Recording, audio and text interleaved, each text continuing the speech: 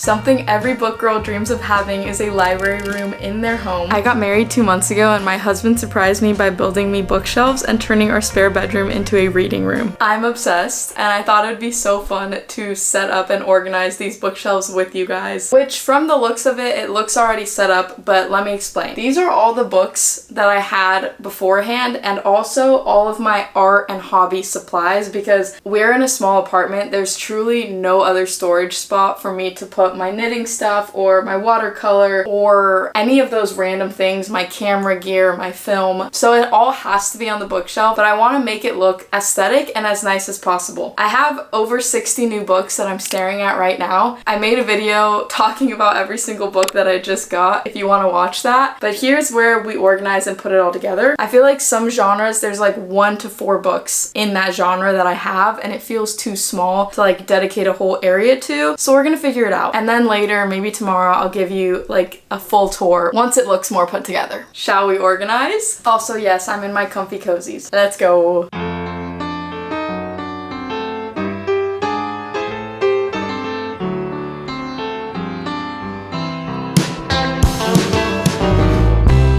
And everybody's got to run. I totally forgot I have a doctor's appointment in an hour and a half in LA, so I have to go. Very excited about the progress so far. I'm like actually getting obsessed. These 3 shelves look so good to me. These 2, this one's almost there. To be continued. It's day 2 of organizing my bookshelves. I got a few more books, just 4. Enjoy another time lapse of me cleaning and organizing right now. Everybody needs someone. Don't try to go along. Don't say I never told you. When you wake up tomorrow and you holler. I think we're done. I'm really tired and it's really hot, so let's do a proper tour tomorrow. But it's perfect. It's perfect. Welcome. Yeah, this is my reading room. My husband built these bookshelves with his bare hands with tree and bark and he made the paper for the wood. Every single time I walk into this bedroom, I just can't believe that it looks this way. Like it feels like a dream come reality in my own apartment. So shout out Lyndon, my husband Lyndon. Thank you, thank you, thank you. Should we start with my chair? I got this chair on Facebook Marketplace. I think it retailed for $300. It's actually a nursing chair from Baby Leto, the brand, and I got it for $180, which felt like a good deal to me. I love a swivel chair. It's just a cozy chair. Let's do a little overview of the room. Here's the couch. It's so cozy. I love reading in here when it's golden hour sunset because the sun just peeks its rays all over the bookshelves and it's so cozy. And then I tend to work at coffee shops a lot, so I always leave my tote bag that would have my laptop, books, whatever on this couch so I remember to bring it with me and it's just ready to go. There's this plant and behind the plant is a basket that has random stuff like chargers for my camera, Bluey's toys, but everyone has to have a random basket in their house, you know? Now let's get into the books. I think what I'm gonna do is like top to bottom of each shelf. Each bookshelf is an individual bookshelf. If you ever notice duct tape on the top of some of them, our apartment kind of slants a little bit on the floors, so the shelves won't stay even unless we like literally drill them into the wall, which we're renting, and I don't know if we can do that. So top to bottom on this one. First, I have these vintage books. They're all green that I thrifted. Then I have this basket. So with my podcast slash, I used to do this on Instagram as well. I had a PO box and you guys would just write me letters and then I would write them back. These are a few of those letters that I received. I have them kind of scattered all around. I just like having them here because I remember that I make videos and I post online and it's actually for real people that I get to have real connection with, which is obviously the best part of it. So that's that. And then these are my unique books. Like they're not fiction, they're not silly books. I have anti-inflammatory, gut health, hormone, atomic habits, that type of vibe. I just put them up there because they just have to be in their own area. This right here is my husband's shelf. He felt left out that he didn't have one. So we made him a little TBR shelf. These are his to be read books, and he bought books that he felt he would maybe want to read one day. I think he reads 1 book a year max, but maybe we'll change that. And then this is my Bible journal area, just because you'll notice on the bookshelf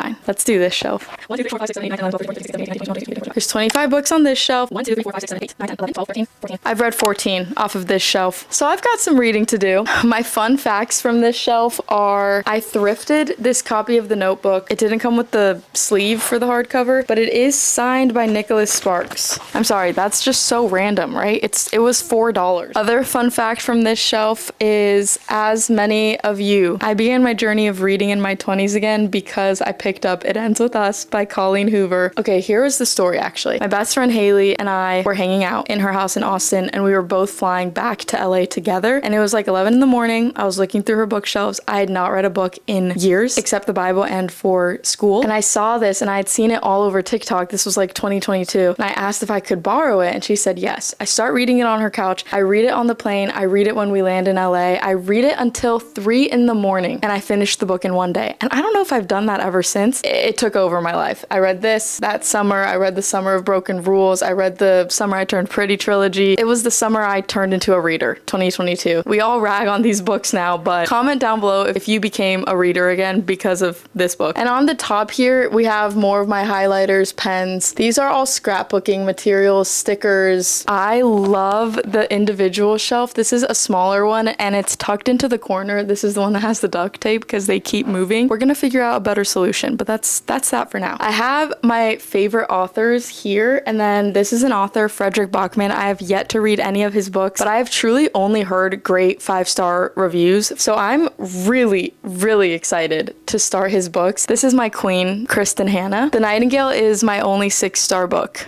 that I've ever read, and I think about it every week still, and it's been almost a year since I read it. The Nightingale, 6-star, The Great Alone, 5-star, The Four Winds, 5-star, Firefly Lane, I've never read, Homefront, Home Again, and Summer Island, I've never read. And then with the Frederick Bachman books, I have a few of my Jellycats that were gifted to me. My brother got me one of the sushis, and then Lyndon got me the egg and the other sushi. Oh, and I didn't say, but I have this Jellycat that Lyndon got me, and it's over here because it's hearts and it's in the romance section of the bookshelf. Moving on to Emily Henry, everyone's queen. I have pretty much every book except Book Lovers in both the US and the international UK version of the covers, which I think is so fun because they look super different. I have fun facts. Fun fact number 1, apparently, I don't know, I can't confirm this because I haven't read the US version of Beach Read. Apparently, the ending is different between the international and the US version. So I really want to reread Beach Read and find out what happens at the end of the US one. And then the other other fun fact is People We Meet on Vacation, that's being turned into a movie, I think released in January, is called People We Meet on Vacation, obviously, but in the international version, it's called You and Me on Vacation, but I think she is switching that because of the movie. Those are my fun facts. And then we have Abby Jimenez. These are my favorite turn your brain off and just enjoy the vibes books. Life's Too Short, The Friend Zone, and the Happy Ever After playlist are a trilogy of standalone books that if you read them in order, you catch side characters that were main characters in the other books. And then Part of Your World, Yours Truly, and Just for the Summer are standalone trilogy as well. I read them in the opposite order. I read Just for the Summer, Yours Truly, and then Part of Your World, but I do recommend reading Part of Your World, Yours Truly, and then Just for the Summer to catch all of the characters and the little things that you wouldn't pick up on if you didn't read them in order. And then Say You'll Remember Me is my only hardcover of her books. This is probably the most random, so excuse my explanation because I don't think I'll have a good one for over here. Up here are some classic literature. We have the Oxford Book of American Short Stories, Whitman's Leaves of Grass, The Great Gatsby in a version from Budapest, and a version that I just picked up because it was the first one I ever saw in that cover. And then my sister got me this Jane Austen vase. The plant died in it, so I'm gonna probably get a fake plant for it, but I thought it was fun to have this with the classic literature up here. These are all books that give the same vibe to me, even though they definitely don't actually give the same vibe if you read the back of it. Some of them kind of do, but we have the Stationery Shop, the Lost Book Shop, the Midnight Library. Do you see what I'm saying? Like, those all give the same energy. Then here I have some historical fiction, A Thousand Splendid Suns, 5-star book of mine and Lyndon's,